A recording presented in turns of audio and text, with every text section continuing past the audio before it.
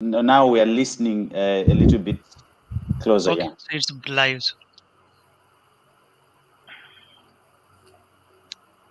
Shreya, we are live. Yes, sir. Do I start? So do I start?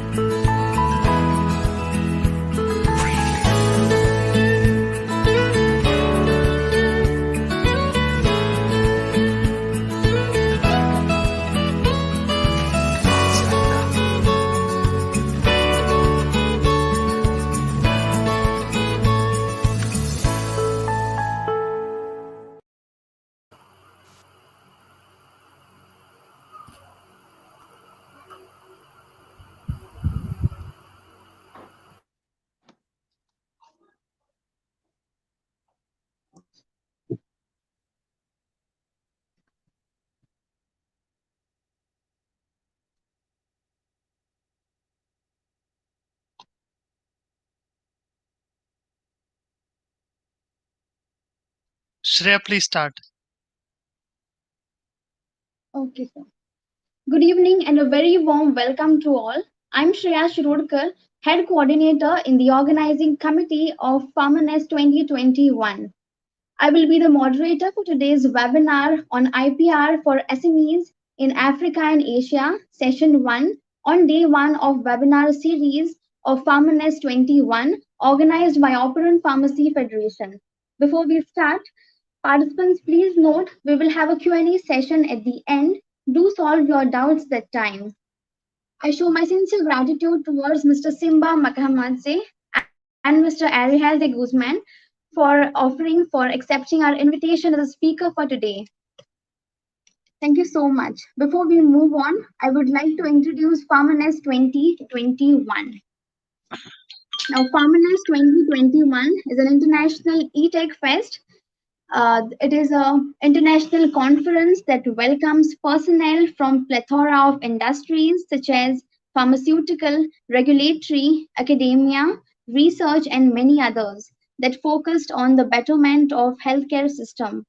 This conference focuses on developing various formulations such as innovation, current trends, discoveries that will ultimately help in the development of healthcare system. The purpose of organizing this conference is providing a platform and accessibility to the emerging leaders and youth of the society to enhance their future. The theme for FarmerNest 21 is data science, computational tools, artificial intelligence, and more novel technologies, evolution and contribution in pharmaceutical research. It has a series of webinars inviting prominent speakers from around the globe and competitions like e-quiz competition, e-poster presentation, video making, blog writing, and example competitions.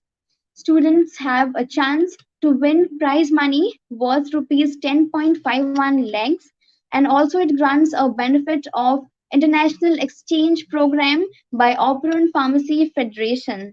Isn't it exciting? The last date for registration is 25th of April 2021. So do register now. Also keep a track on our social media sites. Now moving ahead, I request Dr. Paresh Kumar to kindly introduce the speakers for the day. Over to you, sir.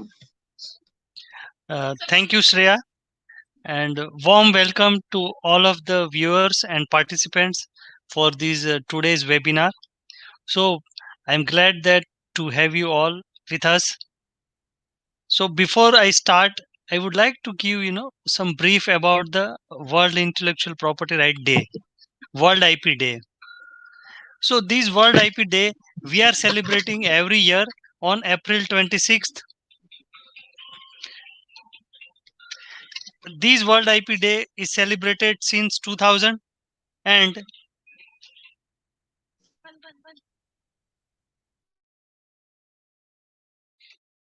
this World IP Day started celebration in 2000, and this is celebrated all over the world. Why we are celebrating? Because to spread the intellectual property rights awareness in the society. The World Intellectual Property Organization, which is one of the organization of UN, they have started celebration, and every year we celebrate this World Intellectual Property Right Day. So every year the theme of the World IP Day is fixed, and this year the theme of the World IP Day is IP and SMEs, from making, to taking products to the market. Why SMEs we are celebrating? Because 90% of the business all around the world, it's coming out of it from the SMEs. That means the small and medium scale enterprises. These, their contribution is around 85 to 90% in world economy. So we are celebrating these for them, because in these today's difficult time, they are helping economy for growing, further faster, and to coming out from these difficult times. So SMEs, they are very well aware about the intellectual property rights, but however, many of the SMEs, they are not taking care of their intellectual property rights. So they should well aware about the intellectual property rights and how to protect their intellectual property rights. It's more important for them. So WIPO is celebrating this World IP Day for these SMEs, and how to bring their product to the market. So today's we have two distinguished speakers from different part of world. So I would like to introduce first our today's speaker, Arjel de Guzman. So this Arjel is coming from the Philippines, and he is working in the intellectual property rights from more than 13 years. He has done his education in Bachelor of Laws from uh, San Beda University in Philippines. Not only this, he has also completed intellectual property right training courses from the Japan, because in Japan there is a patent office along with the Japan Institute for Promotion, Invention and Innovation group is there. So they are also giving, certificate training programs to the to the IP professionals. So Arjel has also completed this training course in 2016, and he is also working. Currently, he is working as the founding director of Optimarks, for helping, for brand protection and IP consultancy since 2019. He is also senior associate attorney before with various law firms. Arjel is also the member of the professional organizations like INTA, APA, and ILC, International Legal Council, and many other organizations. So Arjel is having very vast experience in the intellectual property rights consultancy. So today he's going to share his thoughts and his experience, how to leverage the intellectual property rights for SMEs. We are very glad to have you, Arjel, with us, and we also thank you for accepting our invitation and to deliver a talk. So here we have our friend Arjel from Philippines. Thank you, my good friend Paresh, for that gracious introduction of mine. So, first of all, before I start my talk, I would like to congratulate everyone who's behind this meaningful event. This is such a huge effort, bringing in all these professionals and experts from various fields, including intellectual property, despite the struggles we are facing because of the COVID-19 pandemic. And so I would like to first congratulate the OPF for this successful event, Pharmaness 21. And also I would like to thank OPF and my good friend Paresh from IP Moment for inviting me and giving me this opportunity to talk to you this evening or this day. It depends, whatever, wherever you're situated in this part of the world. So let me just pull up my presentation for this day's discussion.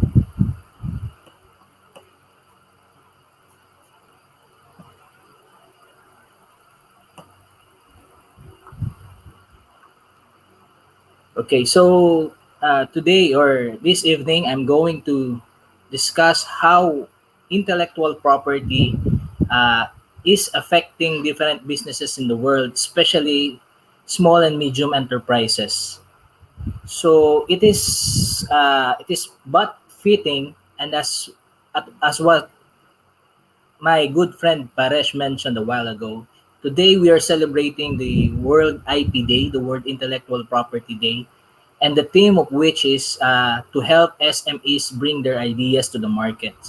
So it's a fitting coincidence for me to discuss how to leverage intellectual property for SMEs. As a brief background, again, as mentioned by Dr. Paresh, I'm Attorney Arjel de Guzman. I'm an intellectual property lawyer from the Philippines. I'm currently leading an IP firm, Opmarks, which is basically a brand protection and intellectual property consultancy. So we assist our clients in protecting their IP rights. And later on, I will discuss with you what are those IP rights and IP assets which your company must have or may have, and which you need to protect and leverage for you to be able to attain the maximum success for your enterprises.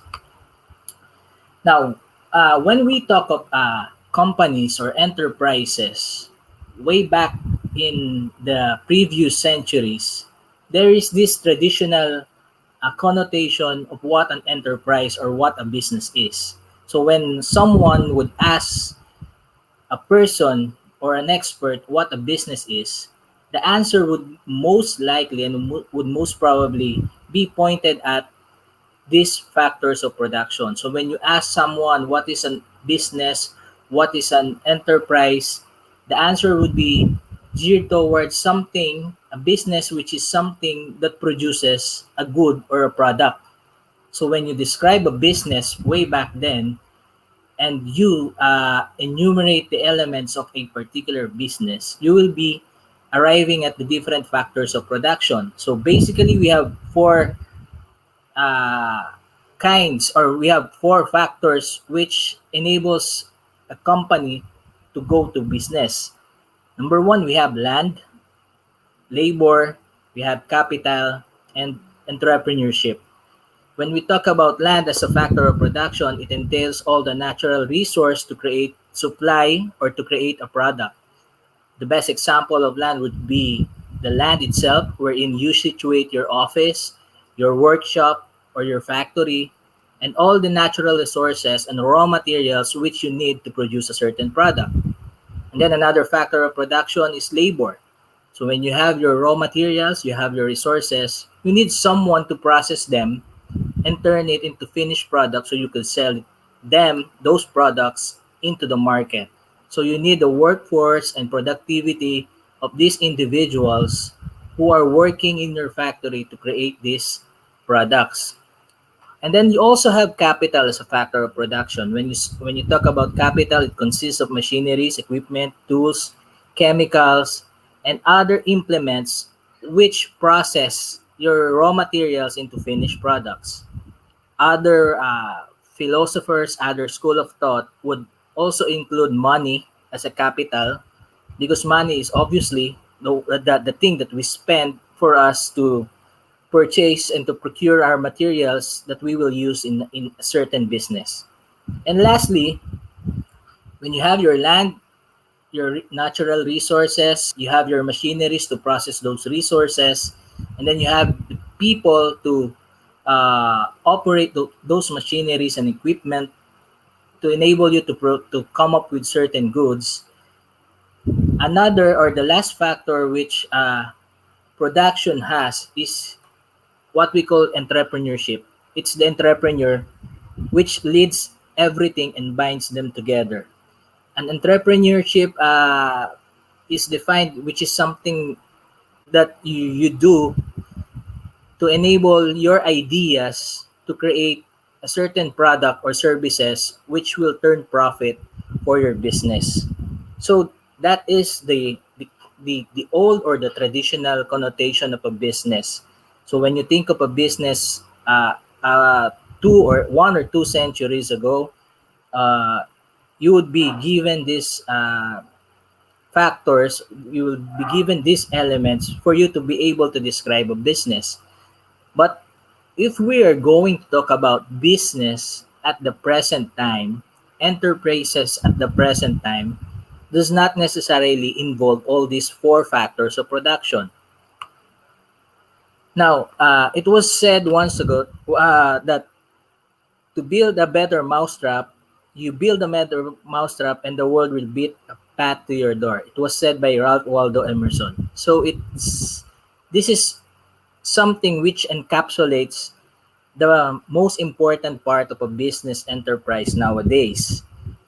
Unlike before, when I have mentioned the important parts of a business enterprise consist of the factors of production, today, the most important part of a business is innovation. Innovation is the universal language by which a business will fall or succeed. If a business right now lacks innovation, it may be it may be thriving for a limited period of time, but I don't think any business which does not innovate will be able to sustain its success or development throughout the years. So, compared to the traditional factors of production, which consists of business from the past decades or centuries, today we have businesses which are innovative in nature. And if you would look to in your screens right now, we have these businesses like Oyo, Netflix, Traveloka, Ola, Airbnb. If you would look at these brands which are pictured in your screens right now, you would see that these enterprises does not necessarily hold all the four elements of production. It might be said that Oyo, being one of the uh, tech firms and enterprises which focuses on hotel and hospitality and hotel industry, does not own even a single building or a single uh, hotel, physical hotel, but it is thriving as one of the leading hotel companies in the world. The same with Netflix. And I'm sure you're familiar with Netflix. Netflix is one of the leading content providers in the world. It brings movies and uh, television shows to different households. But ironically, Netflix doesn't even own a single physical cinema or doesn't even own a single broadcasting system. It uses the internet as a medium to deliver content. Traveloka, like Oyo, is another company which relies heavily on tech. Airbnb, of course, it could be said that Airbnb is one of the famous uh, hotel and lodging apps we have right now. But it could also be said that despite its success, one thing which is remarkable about Airbnb is that it doesn't even own a single unit which it rents to its clients. Same thing with Ola and Uber, Lyft, and Grab. These are certain enterprises which does not have physical capital to speak of, but have been thriving in the business of providing ride hailing and ride sharing applications to the public. So these companies are best example of how innovation and how an innovative business model could create success and could bring in profits for certain enterprises. And this also establishes the point that I was stressing a while ago, that the four factors of production in terms of classifying a business, in terms of distinguishing a business, is no longer applicable in the present day. So when we talk about businesses, those businesses that I mentioned a while ago are multinational businesses. But tonight I will be talking about SMEs, which is known as small and medium enterprises. So when we talk about SMEs, there are different parameters on how to define or identify an SME depending on the jurisdiction. Let's say in India, they might have a different definition of an SME. They might have a different threshold in terms of capitalization, the amount of assets. But the common thing about SMEs is that the elements comprising these particular enterprises are small scale in nature. So in terms of the amount of assets, in terms of annual sales, in terms of market capitalization and the number of employees, an SME, a small and medium enterprise, would have fairly and have consistently small scale amount of asset, of sales, of capital, and the number of employees. Here in the Philippines, an enterprise would be considered as a small enterprise if the capital is less than 3 million pesos. And if your capital would be more than 3 million pesos but less than 100 million pesos, you will be classified as a medium-sized enterprise. And that goes with other jurisdictions. Other jurisdictions have different thresholds which defines an enterprise as a capital as a small or medium enterprise.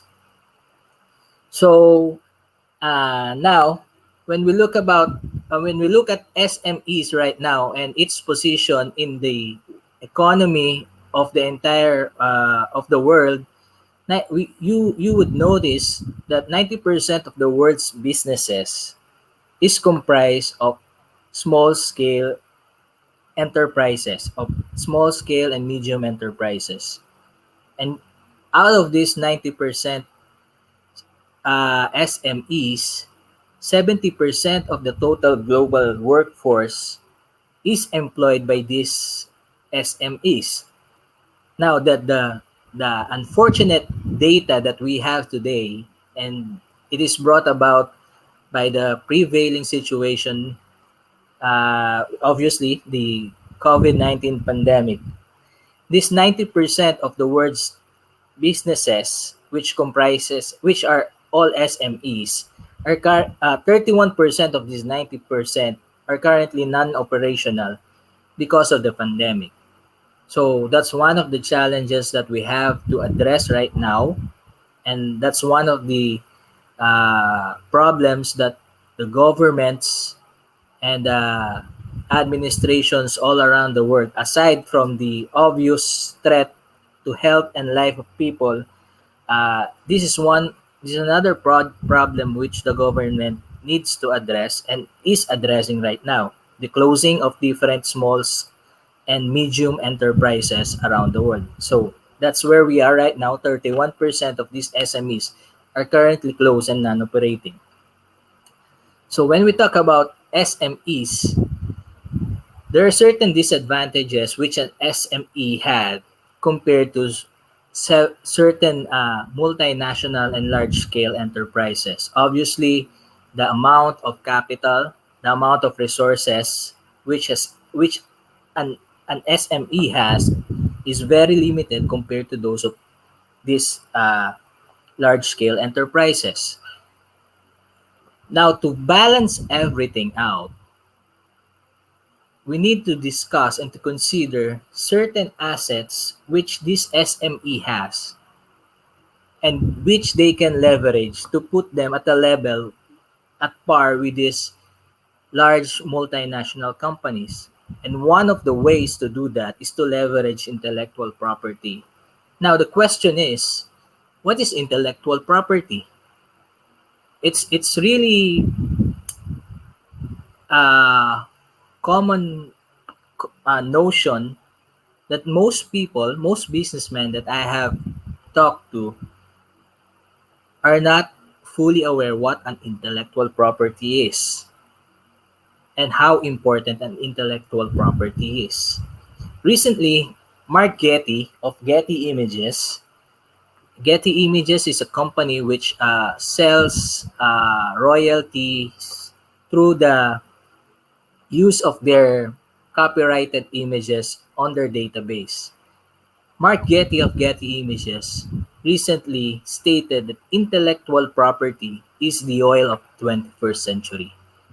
Now, that quote is a strong one because it entails how valuable an intellectual property is, comparing it to oil, which is a very valuable commodity. And, well, in fact, if you have been paying attention to history, oil has been at the forefront of different conflicts between countries because it's too valuable. And comparing intellectual property to oil as a resource, it says a lot about the value of intellectual property. Now, when we say intellectual property, these are properties which refers to the intangible creations of the human intellect which a particular person or entity should protect. Intellectual property in nature are intangible. When we say intangible, these are things which we cannot hold and touch. These are things which does not have physical attributes. But these things, despite being intangible, despite not being able to have physical attributes, are very valuable in nature. That is why we need to protect intellectual property. Now, there are different areas and kinds of intellectual properties, and I would like to go over these basic kinds of intellectual properties briefly.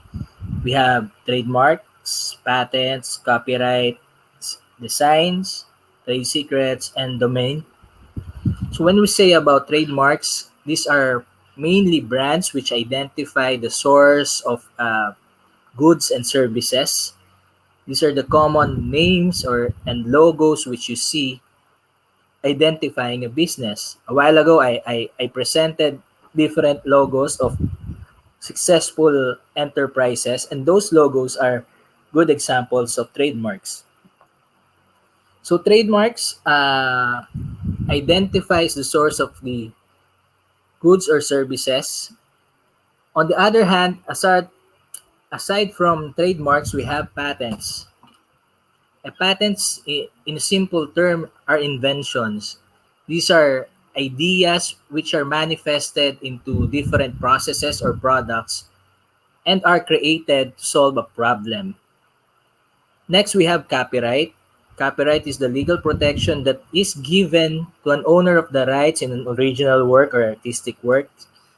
Copyrights are granted to certain original works like a novel, a book, a painting, or any other artistic or original work for that matter.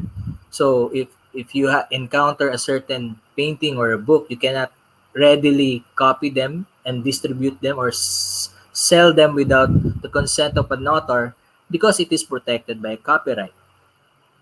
Next, we have designs. The designs, or in some jurisdiction, like in the Philippines, we call that as industrial designs. They protect the visual features of a certain product, including the design, shape, pattern, or ornament thereof. Designs are used to protect the physical appearance of a particular product.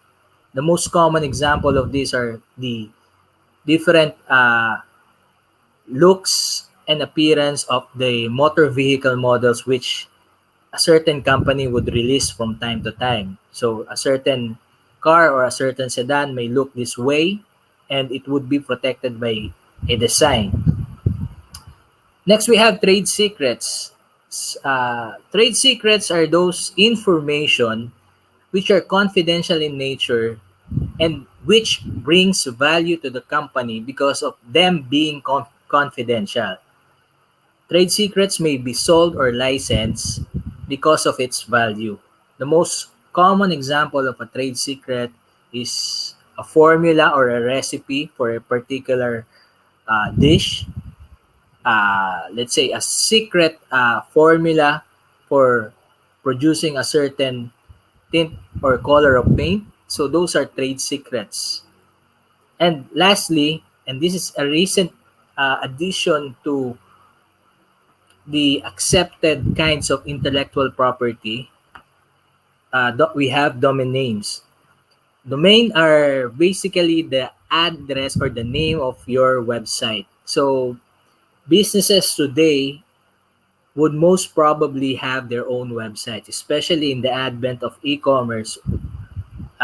Maintaining a particular website or a digital platform wherein you can sell or offer your goods or services to the public is almost a requirement. And in that sense, having a domain name of your own is also a requirement. A domain name also acts like a trademark wherein it identifies your company by representing a certain address of or a website of your company. And most of the time, these websites would coincide to the name of the company. However, recently, these websites are or domain names are treated of something with value because of the prevalent actions or prevalent happenings wherein there are people or entities who acquired different domain names without the consent of the lawful owner of these names. So recently, there have been certain development how to protect domain names as well as an intellectual property. Now, the most obvious reason why IP could be leveraged and IP could be used by certain SMEs is because IP creates a certain value for a business. This is the most obvious reason why IP is important and why IP could be leveraged by a certain company.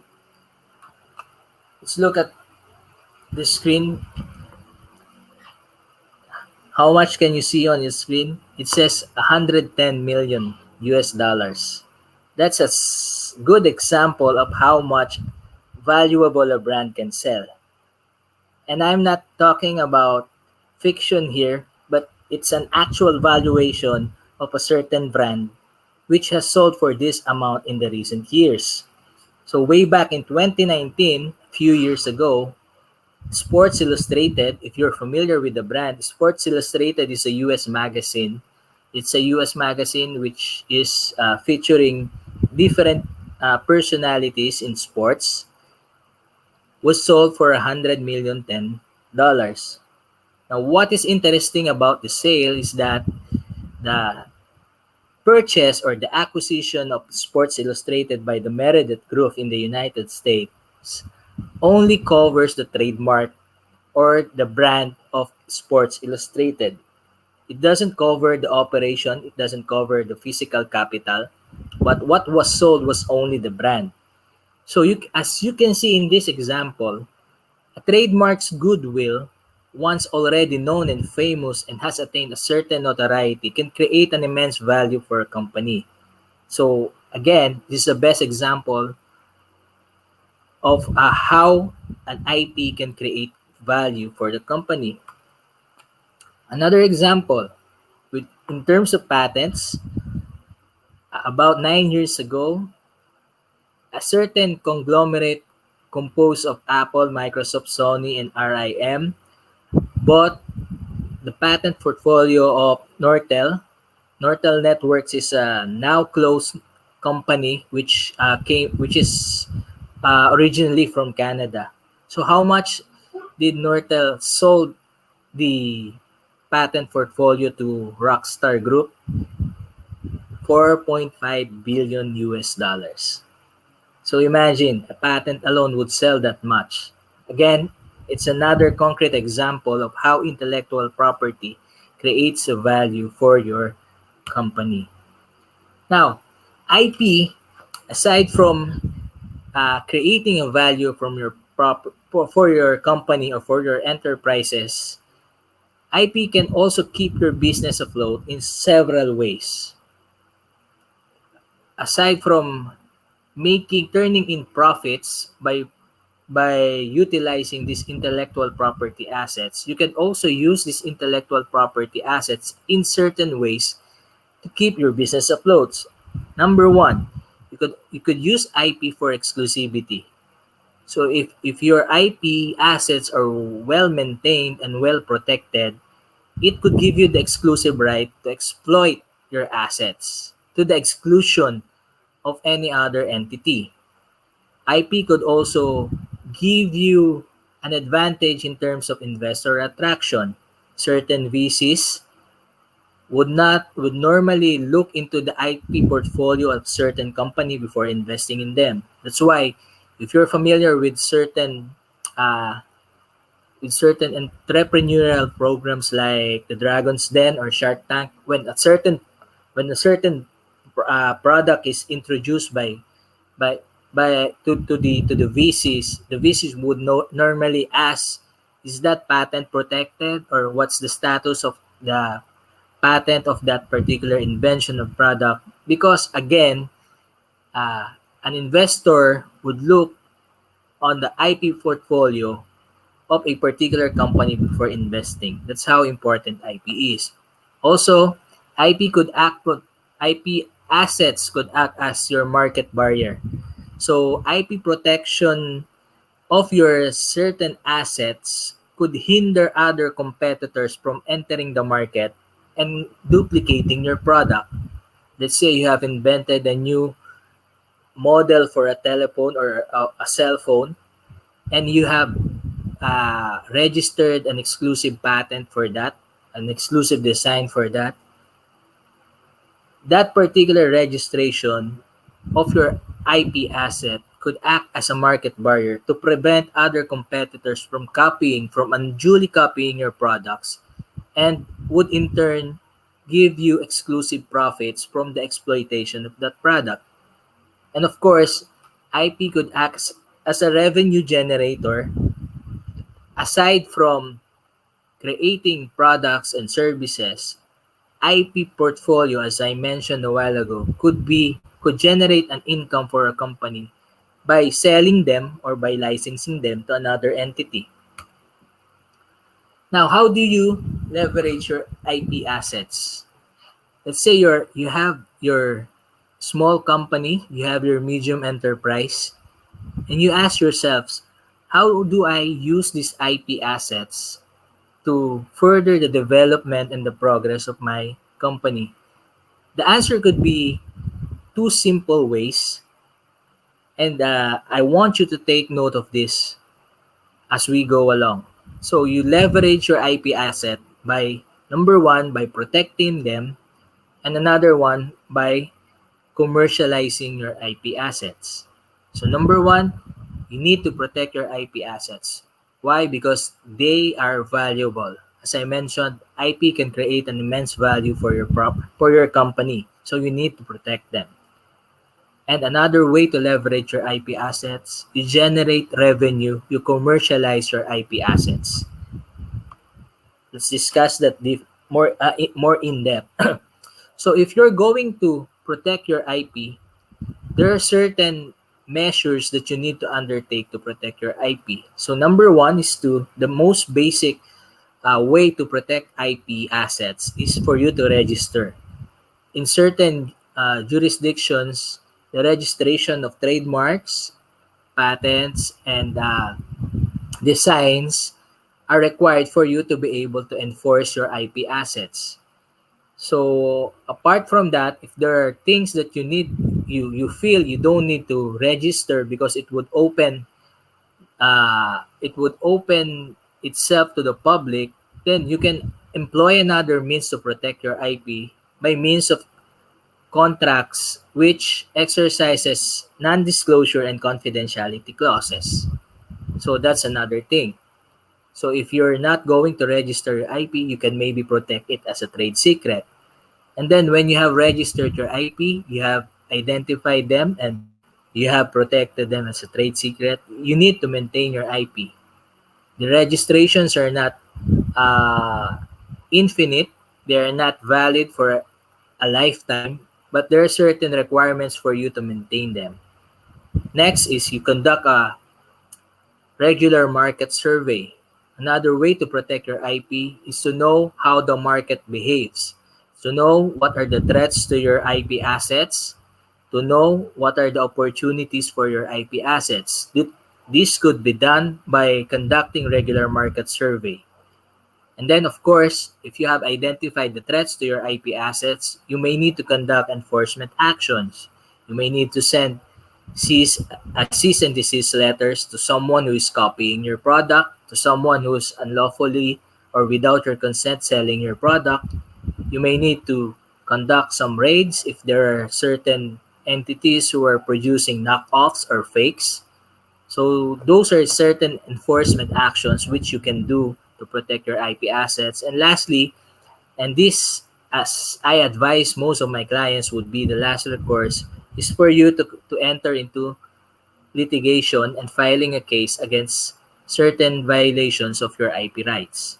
So that's how you basically, in a nutshell, how you protect your IP assets. Now let's go to another way of leveraging your IP assets, which is by IP commercialization. So how do you commercialize your IP? How do you generate revenues? How do you generate profits from your IP assets? First, of course, and the most obvious way is to use your IP assets. You can create revenue by creating goods or services using your IP assets. Of course, if you have an invention, you have a patent, you can readily uh, make profits from it by producing a certain product from that patent or from that particular invention. So using your IP assets could obviously automatically generate revenues for your company. Another way for you to commercialize your IP is by assigning them or simply selling them. Assignment uh, is done by allowing another company or entity to exploit your IP assets or a part of it. So thereby transferring ownership. So when you sell an IP asset, let's say for example a patent or a certain brand, like what I mentioned a while ago, when you sell it, you cease to become the owner, but in turn you generate profits from it. Now there may be times where you don't want to sell your IP assets, but you may have to permit others to use it in order to generate income. And that's where licensing comes in. So when you say licensing, it's an act of allowing another company to use your IP for a fee. So if you have your patent portfolio, you may have several patents that you're not using too much. You can allow another company to use them and to pay you back in royalties or in license fees depending on the agreement. And in turn, you are generating profits from this IP portfolio. This is a common practice nowadays. A lot of companies have multiple patent portfolio in them, and licensing and cross licensing is very much prevalent nowadays. So that, I believe, ends my discussion. Again, to cap it up, for you to leverage your IP assets, of course, you need to protect them and you need to commercialize them. Those are two simple ways wherein you can use your IP assets for the advantage of your companies.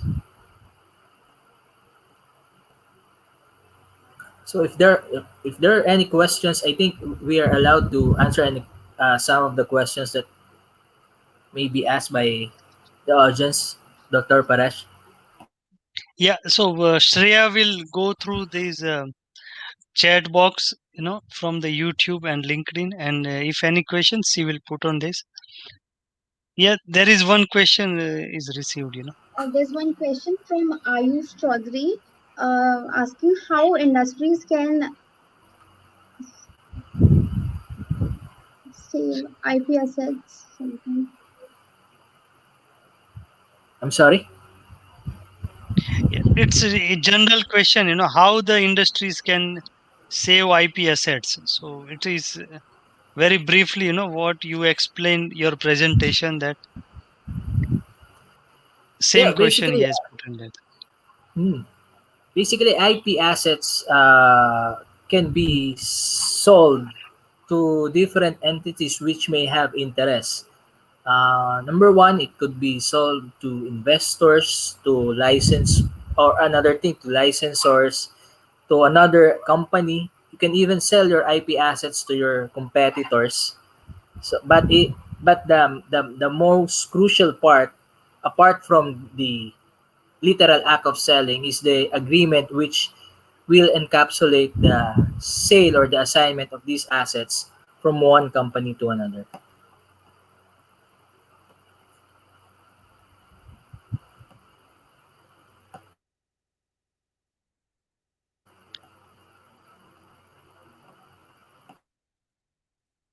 So I have just one small question, Yes, Paresh. Yeah. So my question is that you said about trade secret, So because in India we do not have this trade secret because we govern by common law and some other law practices. So how trade secret can be protected, internationally?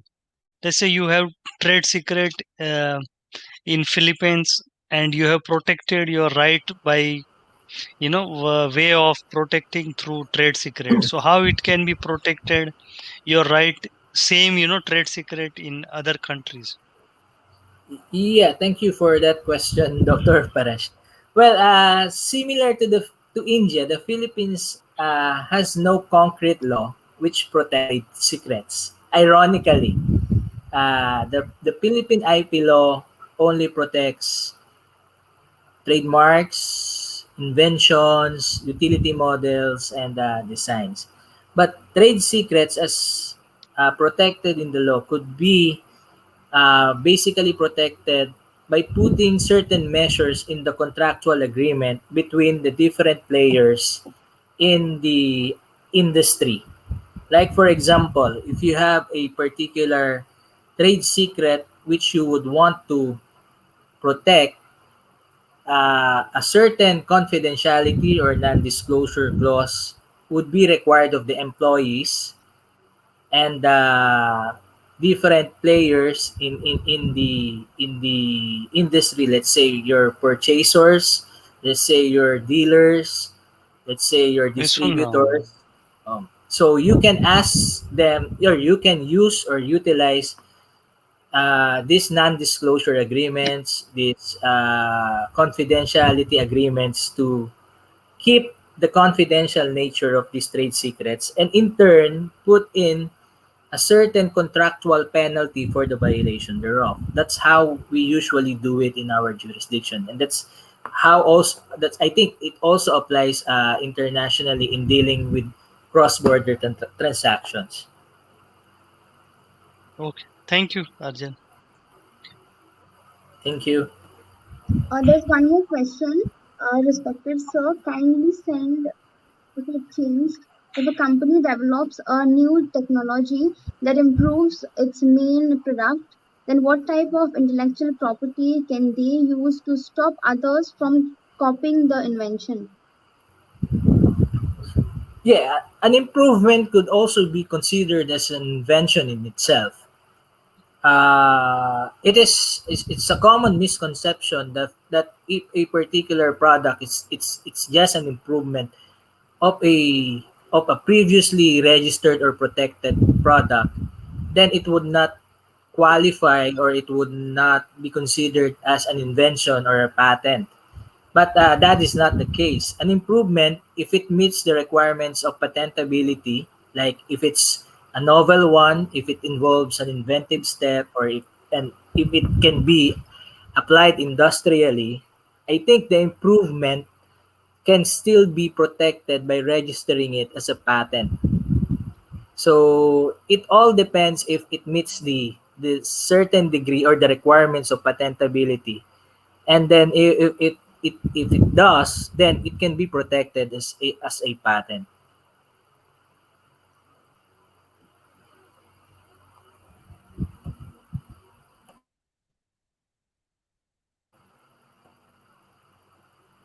Do you have other questions?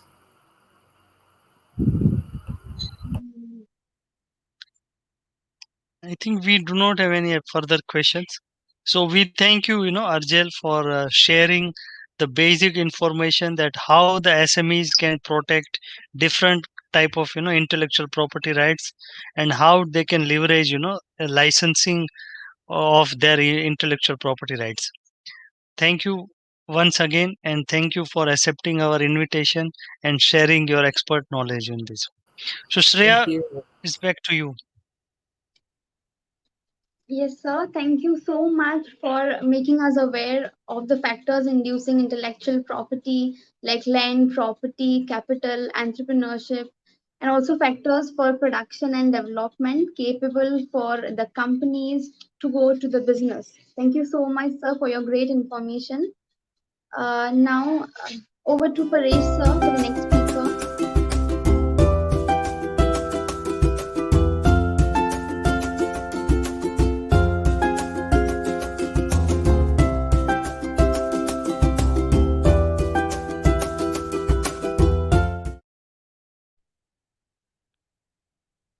Yeah. Thank you, Shreya. So once again I request all the viewers and participants, that you you can go ahead to the PharmaNest website and register for the PharmaNest 21, because we are bringing, many e-competitions, and those competitions are going to start in the first or second week of May. So all the dates will be announced very soon, because there is you have chance to upskill your expertise, and you can learn, various aspects, that how you can improve your presentation skills, your writing skills, your videography skills, etc. And you can also join with us for different webinars, because from now till 2nd May we are bringing various experts from all around the world to share their expert knowledge in the pharmaceutical domain as well as in the intellectual property right domain. So we have, combination of the experts from the internationally recognized experts. First, we have heard from the Philippines, our friend Arjel, and now we have another speaker, my friend Mr. Simba from Dubai. So I warm welcome to my friend Mr. Simba. And before that, I would like to give brief introduction of him. Simba is a founder of All Things IP Africa, and he's also the principal consultant of Palladium IP Consultants. Simba has over 10 years of intellectual property management and strategy experience covering Southern Africa and the Middle East. Presently, he is based out of Dubai, and he is having expertise in the various aspects of IP, like IP protection and management, trademark and patent filing strategies, trademark and brand selection, IP filing and prosecution, IP strategy, IP commercialization, and how the corporates can develop, their IP policy and do the due diligence for their transactional purposes. So here we have Mr. Simba. He is going to share with us the his knowledge and expertise in the field of IP. Mr. Simba, my friend, he is also working with the clients from all around the world, and mainly covering from Zimbabwe, Southern and Northern Africa, and the Middle East. So you can see from his biodata that he is having expertise in the African region as well as the Middle East region. So today we are going to hear about how the IP, how the SMEs can take their ideas to the market, and how one can protect their intellectual property specifically in the African region and Africa continent. So I warm welcome to my friend Mr. Simba for these wonderful webinars, and I thank him for accepting our invitation and joining with us. So my friend Mr. Simba, over to you.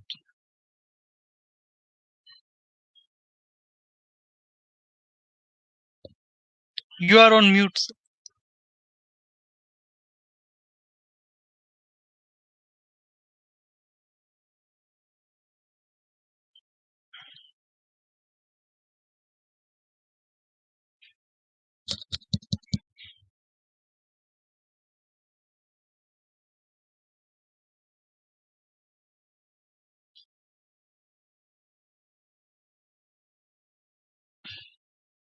Sweta, we can hear his.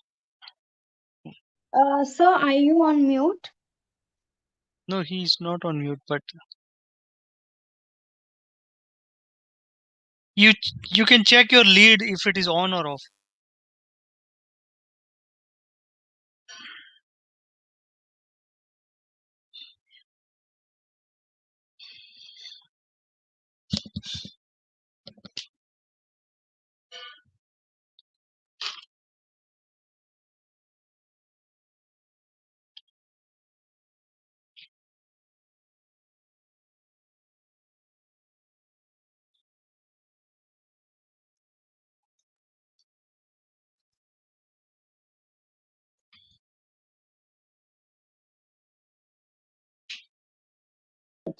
Just checking. Can you hear me now?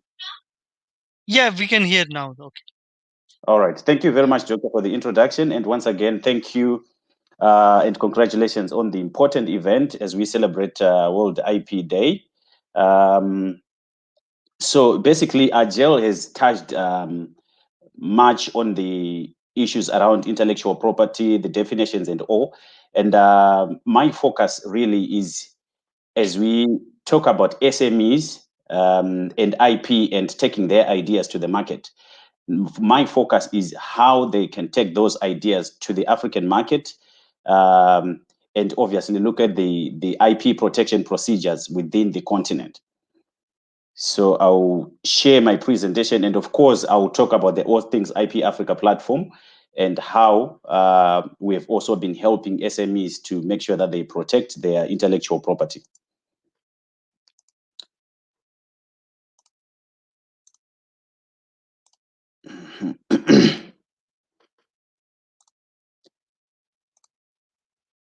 Okay, can you confirm you can see my screen now?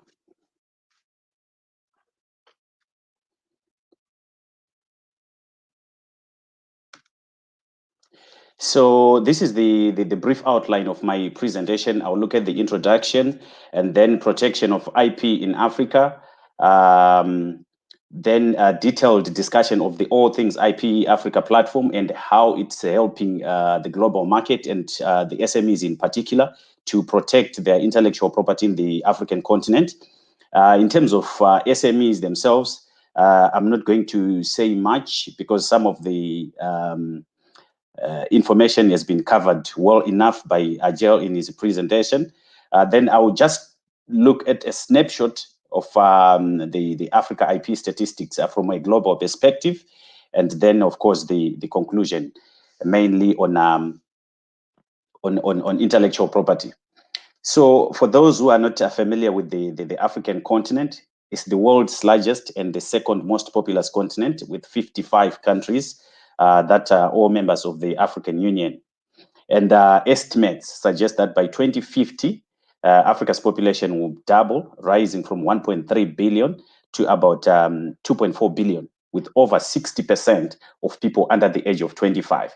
And that age also speaks to SMEs that we are talking about today, because that higher proportion of economically active people is one that benefit the accelerated growth of countries, because they're basically in the SME sector.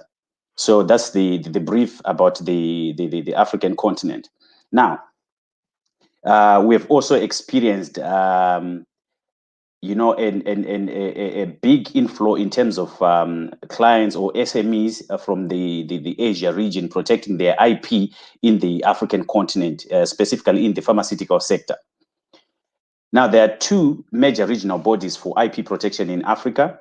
Number one, it's Ypo, which is the African Regional Intellectual Property Organization, with 20 member states. And I've listed the the member states in the slide in your screen. That's Botswana, Gambia, Ghana, Kenya, Lesotho, Malawi, Mauritius, Mozambique, Namibia, Sierra Leone, Liberia, Rwanda, Sao Tome and Principe, Somalia, Sudan, Swaziland, now Eswatini, Tanzania, Uganda, Zambia, and Zimbabwe. So those are the member states of the African Regional Intellectual Property Organization, most of which are English-speaking countries.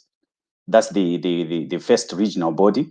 Then the second regional body is OAPI, the African Intellectual Property Organization, which is mainly the French-speaking countries in the name of Benin, Burkina Faso, Cameroon, Central African Republic, Chad, the Comoros, Congo, Cote d'Ivoire, Equatorial Guinea, Gabon, Guinea, Guinea-Bissau, Mali, Mauritania, Niger, Senegal, and Togo, which makes them 17. So these are the two major bodies for IP protection in Africa. So what I've done here, I've looked at what I would call the most popular IP titles in the African continent, that is patents and trademark. So I'll tell you about how one can protect their intellectual property in the form of patents in the Ypo region, and then in the OAPI region, then a comparison of the two. So in terms of patent law and regulation, Ypo grants patents on behalf of the member states in accordance with the provision of the Harare Protocol on patents, designs, and utility models.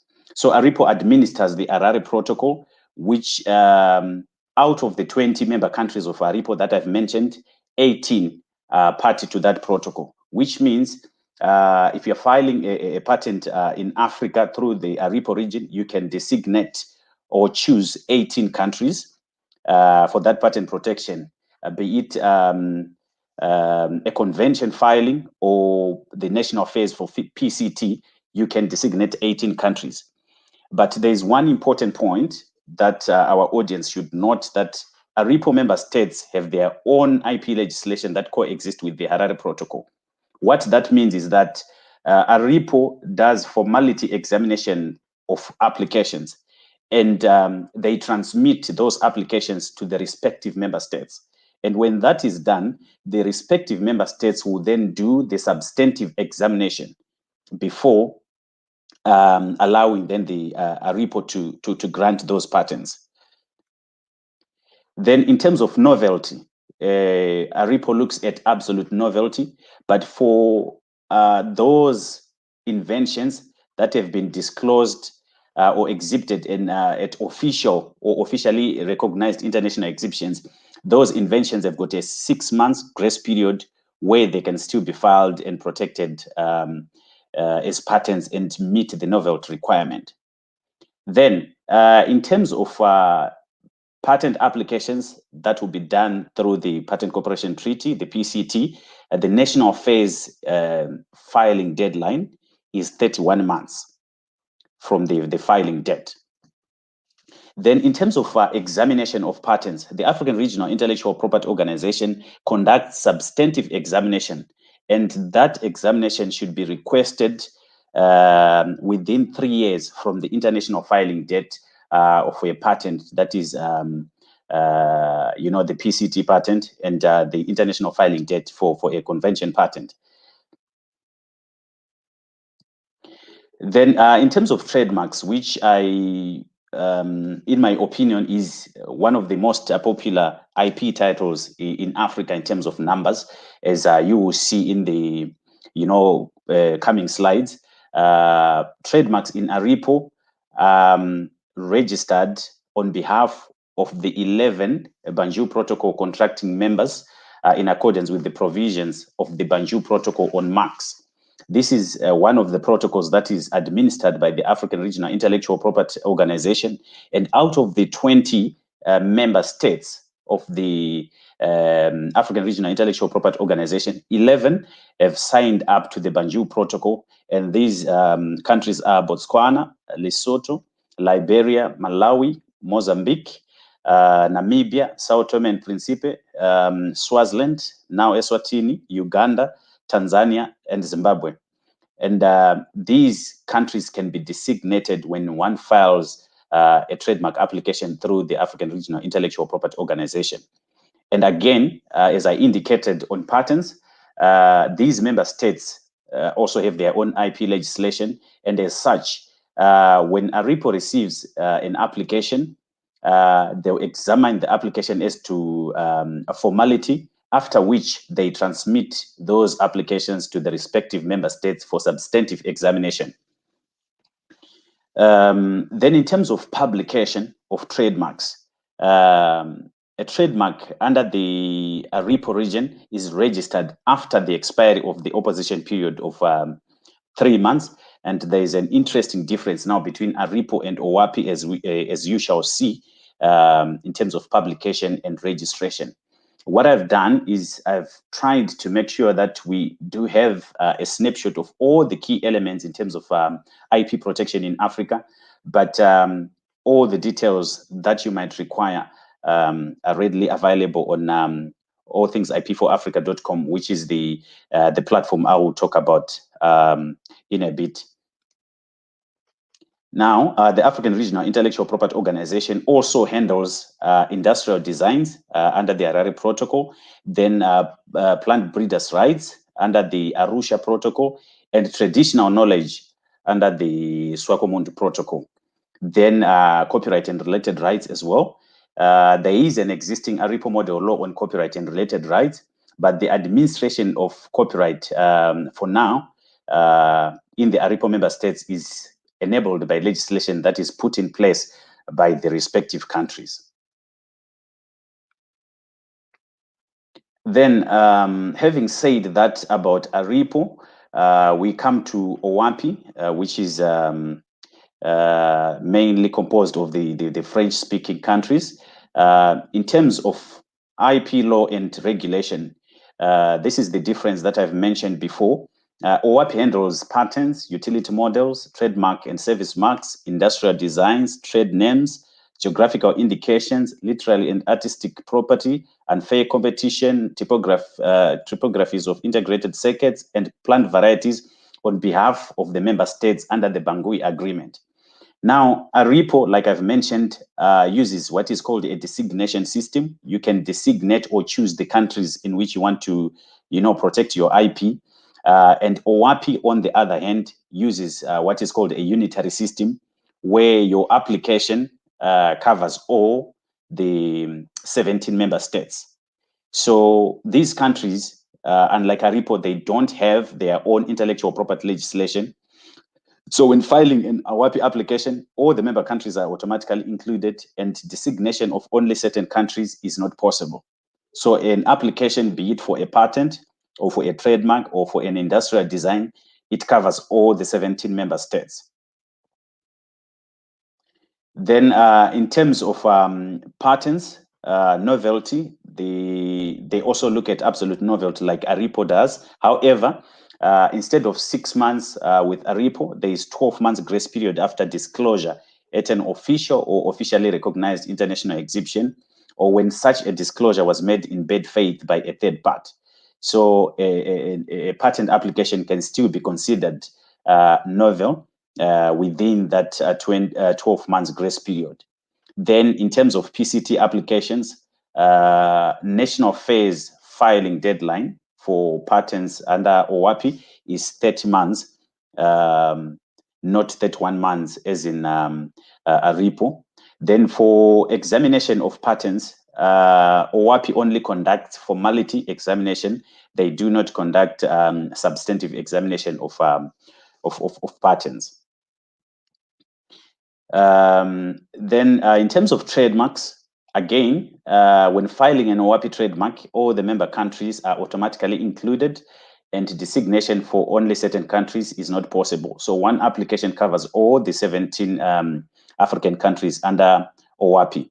Then the interesting part in terms of publication and registration, a trademark is first registered under OWAPI, and only thereafter it's published for opposition. So when you file for a trademark application, it's examined as to formality, and then it's registered and published for the purposes of opposition. So it can be challenged after registration.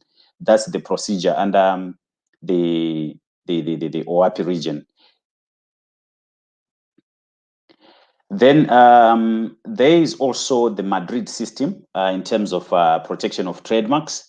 And for those who would want to use the international route for protecting their trademarks in Africa, you find that 22 out of the 55 countries are members of the Madrid Protocol.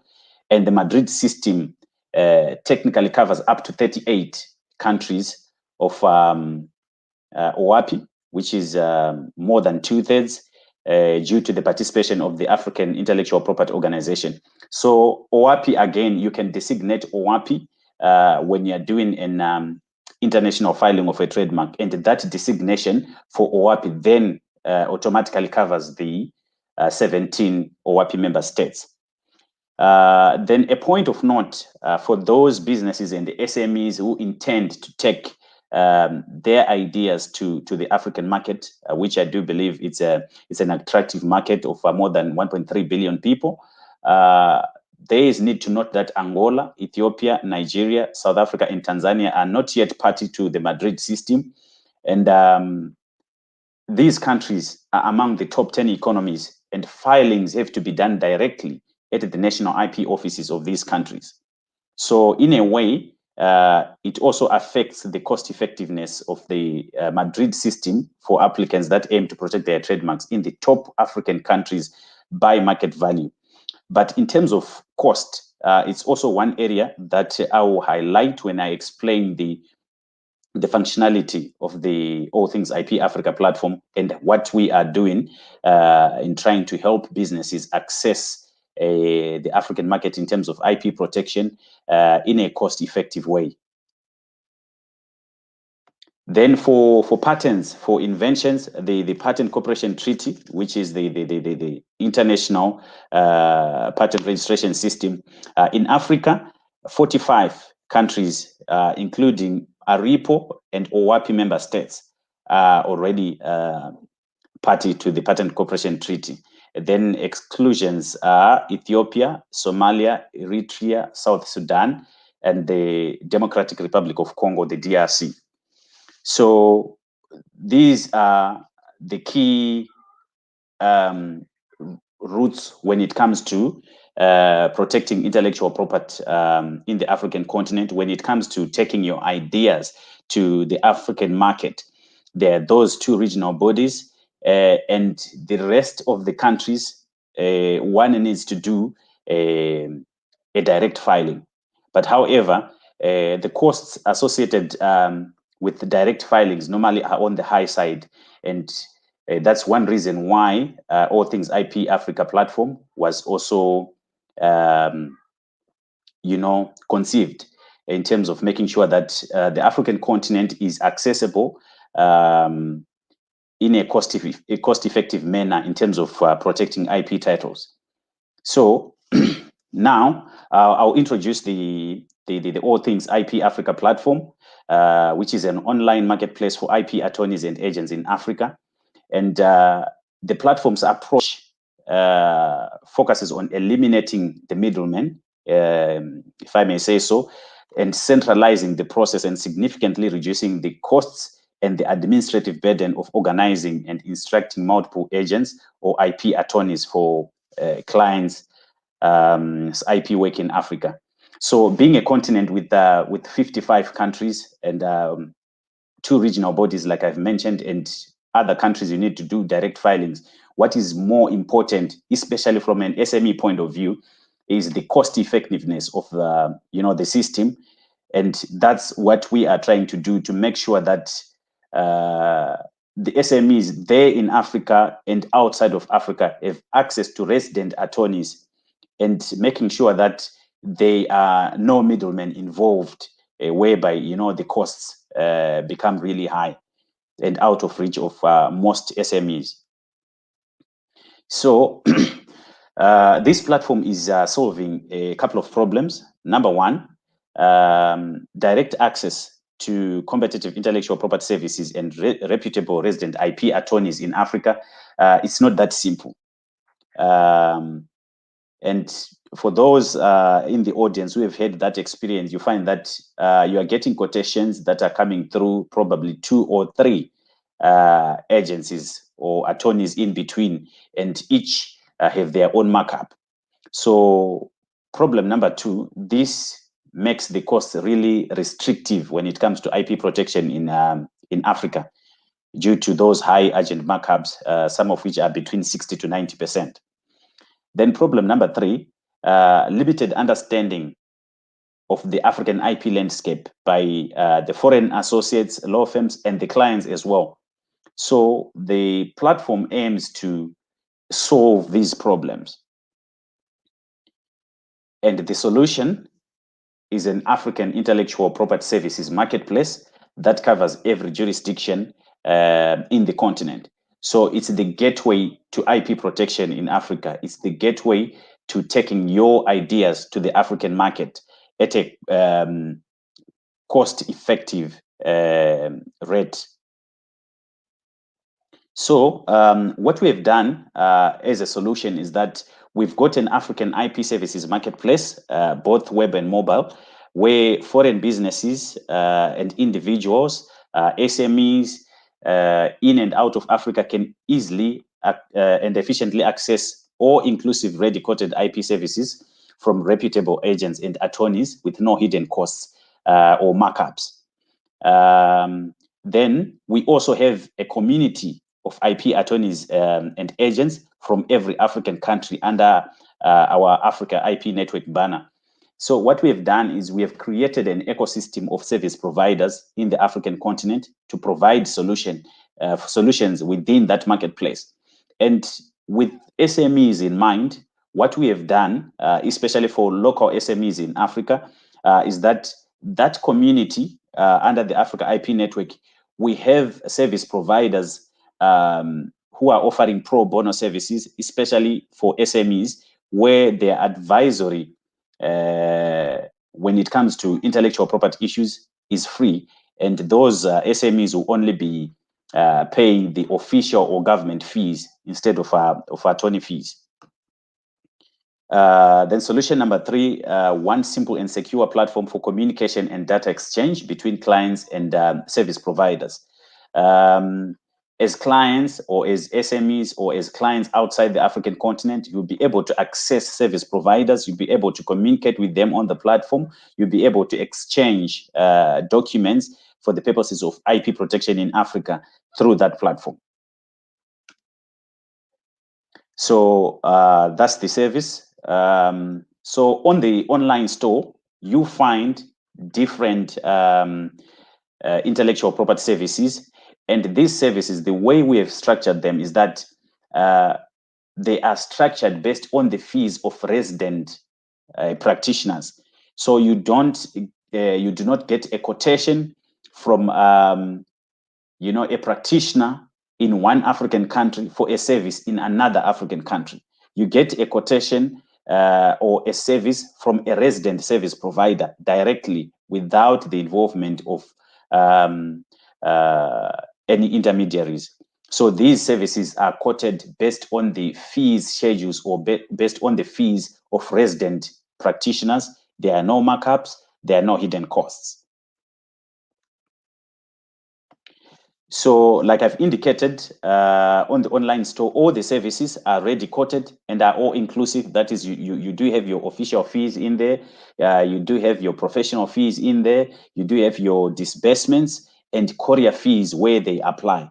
And all charges are included, and they are from local IP attorneys, not from intermediaries. Then for the clients and the service providers as well, the platform offers an intuitive dashboard that allows the attorneys to manage their matters, to manage their clients, to manage their payments, while allowing the clients to track their orders and services and updates. Then we do have a built-in collaborative IP management or docketing software for IP agents as well, for those service providers. So some of the key advantages of that platform is that it offers a seamless, efficient, and cost-effective IP protection process that gives the global clients a peace of mind, and up to 60% plus reduction on professional fees cost that extends to the instructing client.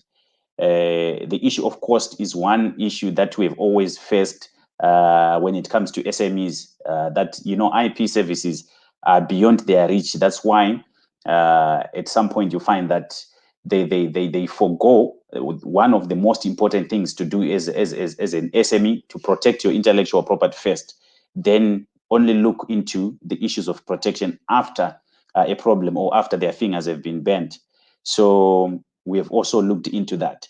Then it's also a time-saving solution. You don't need to be sending numerous emails and getting quotations from different agents. I mean, Africa has got 55 countries, and you can't be managing and coordinating with agents from each and every market that you need to take your ideas to, or to protect your IP in.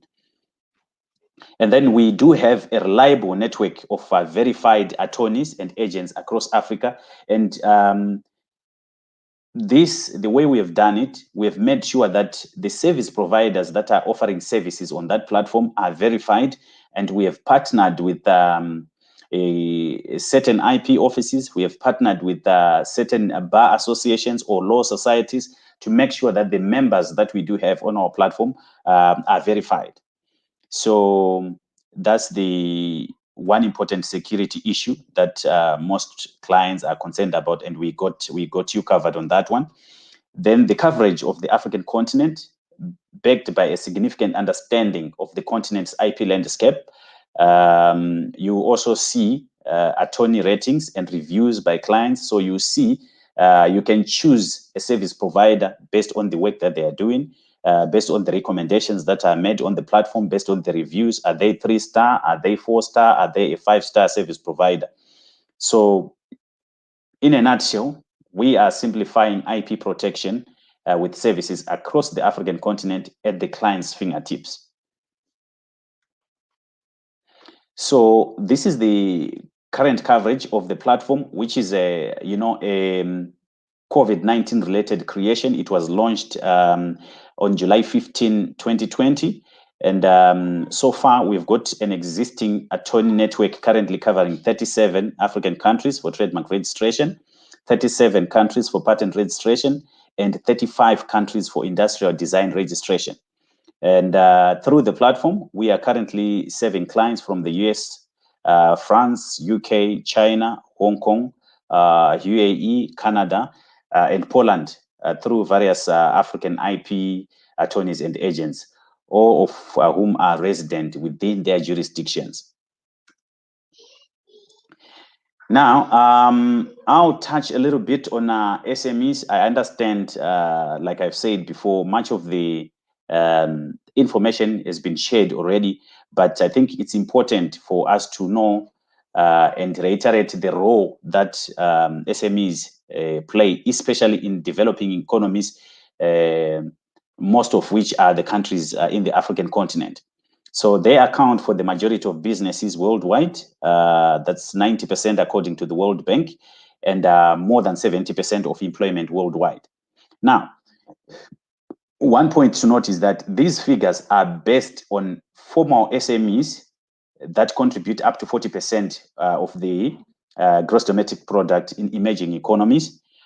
But these figures, they actually do not include informal SMEs, which means the figures can actually be higher, meaning that the core or the foundation of most of the African economies laid and driven by the SMEs. So they are at the heart of the development process of African economies. They represent 90% of private companies in Africa, and they employ about 70% of the population. So that's the key contribution about SMEs. And the advantages of IP to SMEs, like Arjel have also indicated. I'll just run through them, but it's important also for SMEs to take note. In terms of building their new innovative or original products, IP rights are very instrumental. Positioning themselves competitively against larger enterprises in the global markets, IP is also important for that. And gaining access to revenues, Arjel mentioned issues around assignment, licensing, and investment. So prospective investors who see value in intellectual property protection, and competitors as well, and partners. What you might need to know is that as an SME or as an innovative SME, you don't see your competitors as just competitors. You need to see them as competitors and potential partners as well. Depending on your level of innovation, depending on the technologies that you are creating, you might find yourself, partnering with your competitors in a way. Then it also helps you in terms of access to knowledge markets and networks, and opening up new commercial pathways or segmenting existing markets based on the type of intellectual property that you have. I think Arjel covered all the types of IP in a really good way.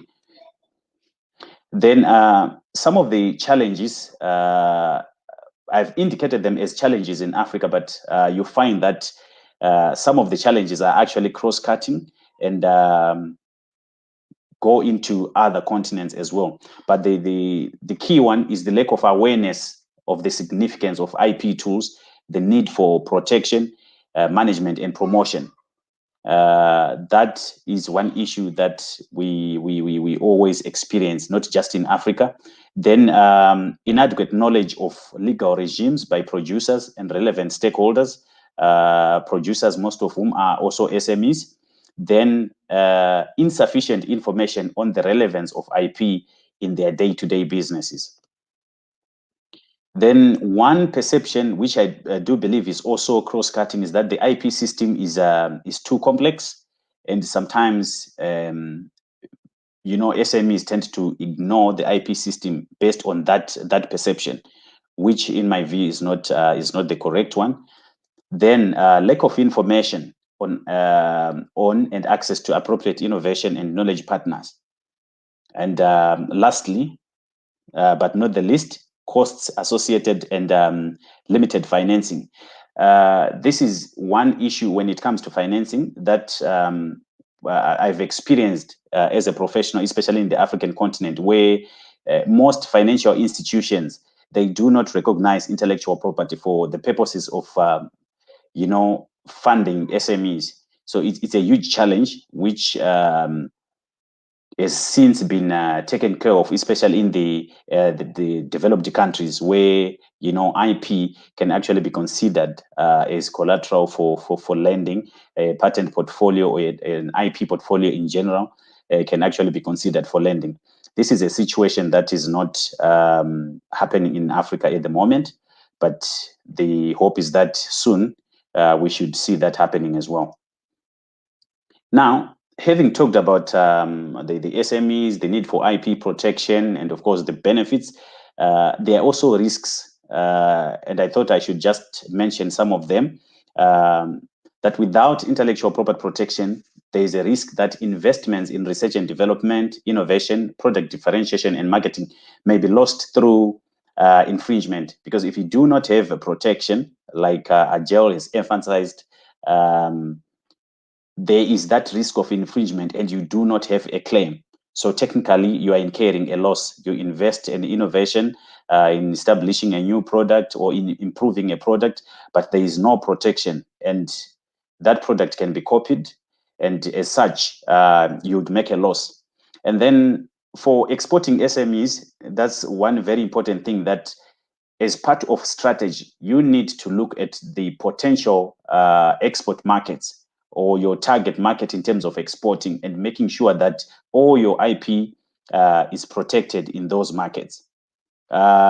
I've indicated, because we've got a case study of a client, of course, I'm not going to mention the name, where they didn't look into the markets that they were supposed to be exporting. But someone in that market was smart enough to see their potential for growth. And as such, they registered all their that SME's trademarks in that market. So when the time came to then get to export into that market, that SME was not allowed to export because it was deemed to be infringing on existing intellectual property. So the cost of creating that brand, we had to incur that same cost again through rebranding and registering new intellectual property, which could have been done in the initial stage. So with those challenges, I think it's also good to give you a snapshot of some of the statistics when it comes to IP protection in Africa, and which I also believe that some of the statistics, they portray the situation in the continent in terms of IP awareness, besides other issues relating to the current IP system. So this information is from the current Ypo World Ip Indicators for 2020. So you find that total patent applications in Africa, we had about 16,100, and 18.6% being resident applications. That's less than 3,000. And then in terms of grants, the patents that were actually granted were 9,900, and 0.1% were resident grants. Then Africa's contribution to the global filings for patents, that's about 0.7% of the total patent filing in the world. Of course, this information is based on data gathered from 33 African offices. So we should bear in mind that some of the data might actually not be there for the remaining offices to make them 55. Then in terms of trademarks, like I've said before, which I think is the most popular IP title in Africa, we've also seen that with quite a number of clients and SMEs from the Asia region protecting their pharmaceutical trademarks in Africa. So the total applications in terms of class count in Africa, that was 260,900, and 44% being resident applications. And then trademark registrations, a total of 223,600, with 31% being resident registrations by local companies in Africa, most of which would be SMEs based on the statistics for Africa in terms of SMEs contribution. Then Africa's contribution to global filings, that's 1.9% in terms of trademarks. Then industrial designs, we have a total of 17,500. That's by design count, and the resident applicants contributing about 63.1%, which is quite a good number, although this is not data from all the offices in Africa. And as such, the continent's share of the world total is 1.3%. Now, with those statistics, this brings me to my conclusion for my presentation. But the key issue is having an effective IP system, especially for Africa, is important for the innovation ecosystem to thrive. And this also applies to other continents, because it provides incentives to invest in research and development and enables SMEs to commercialize and monetize their innovations.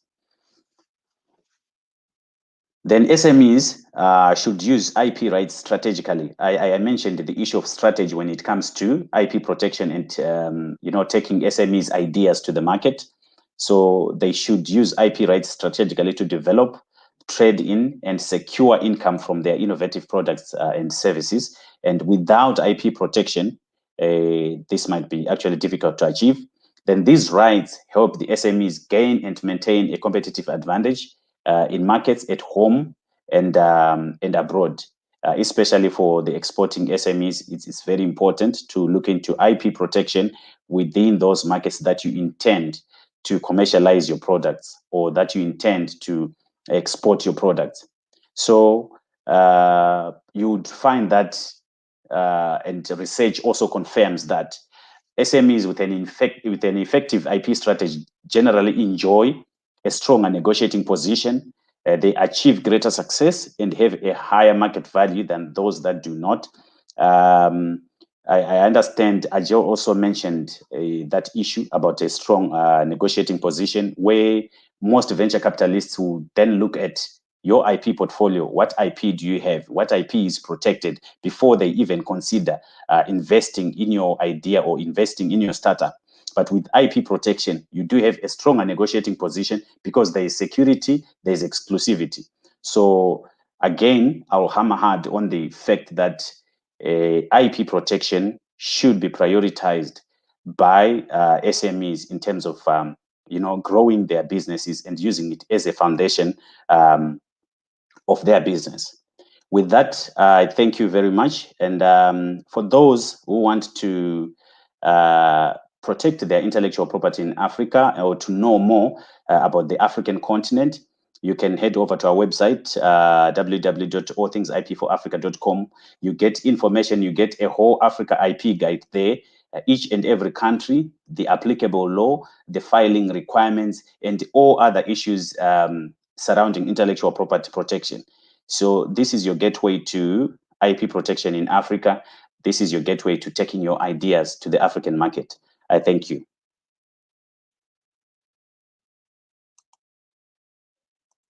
So I thank you, Simba, for a nice presentation and to give overview how to protect IP in the African continent, because you summarize the different type of intellectual property rights and how one can protect their rights in Africa, because as we know, the population of African continent is around 1.4 billion, and the economic growth is also on the higher side, because we know that African continent market and economy is going to be a very crucial for any business companies or whoever wants to do international business, because that market is also growing very fast. So it is very crucial for any international player to protect their right, to protect their IP rights in the African continent.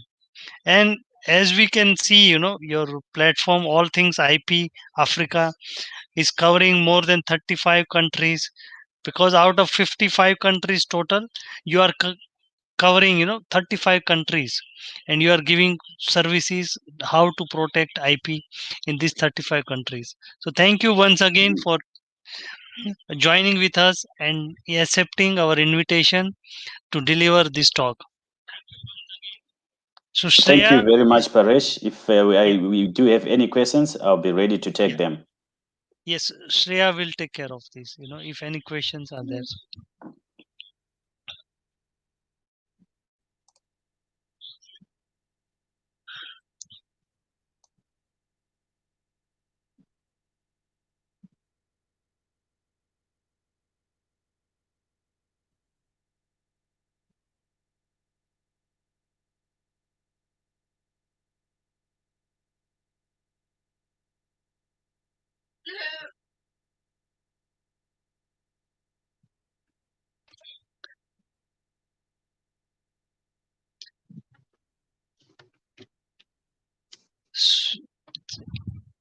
So Shreya, I would like to thank both our speakers for joining with us, Arjel and my friend Simba, for this celebrating World IP Day and sharing their IP knowledge and expertise. And to make aware our participants and viewers about the intellectual property rights? So there is a question from Ratan. How much time it takes to grant a patent in your country? All right. Thank you very much for that question. Maybe Ratan can specify which country. I talked about 2 regions. So I would appreciate if he can clarify the specific country he's talking about.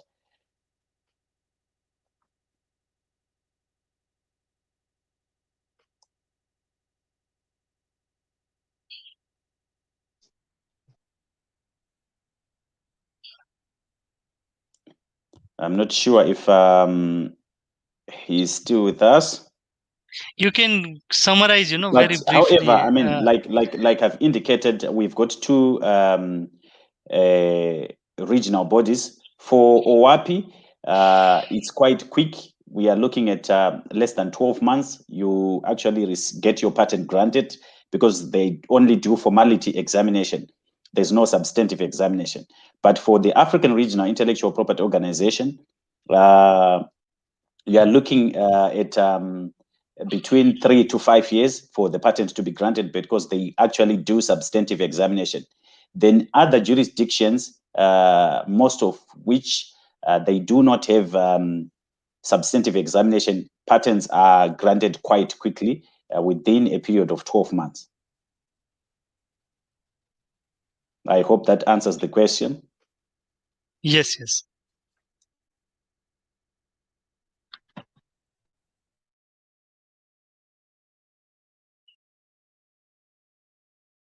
That's fine. Shreya is okay because he has answered. So Yes, thank you, sir.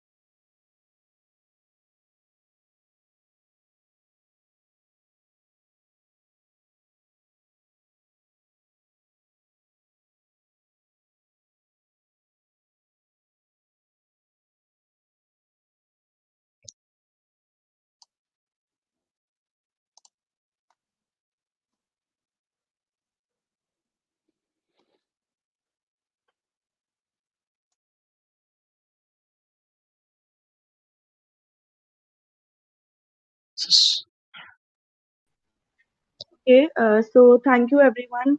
Thank you, sir, for answering all the questions. We are glad that you accepted our invite and delivered such a great lecture. Thank you for it. Now I'm going to share the feedback form link. Please see to it. And those who have attended those who are registered participants of PharmaNest and have attended these sessions, please kindly fill this feedback form.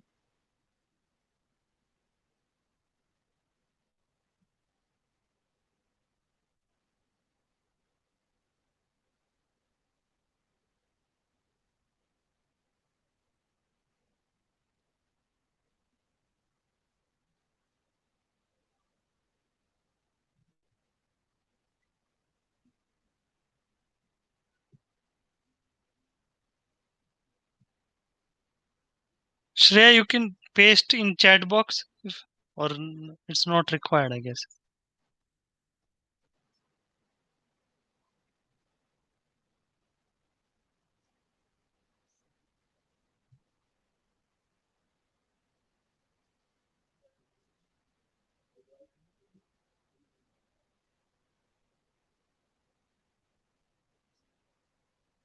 So this was the feedback link. Kindly fill the form, those who have attended. And I would once again thank you all the speakers for joining us and giving such a insightful session on IPR in their countries. It was great listening to you, sir. And for those who haven't still registered for FarmerNest, do register it. Visit our website and register before 25th April 2021 and get a chance to win prize worth rupees 10.51 lakhs. And also the grand winner would be eligible for Operant Pharmacy Federation International Exchange Program. Sir, do you want to have some concluding remarks? So just word of thanks to my friends, Arjel and Simba for joining with us, and thank you all the viewers and participants to join with us for this World IP Day session 2. And tomorrow also we are going to have one more session on the intellectual property rights. So tomorrow we are going to have 3 speakers from different regions. So one of the speaker is from Bangladesh, my friend Mr. Nabendu Patacharji, and one of my friend Professor Elvis Tibaru from Ghana University, and one of our friends Atish Arora from Atish Management Consultant. So we are going to have the different views in the field of IP from different speakers. So thank you all for joining with us. Stay tuned and stay safe, and be safe, and have a wonderful evening. Thank you. Thank you very much, Paresh. Thank you. Thank you, Paresh. Thank you, Simba.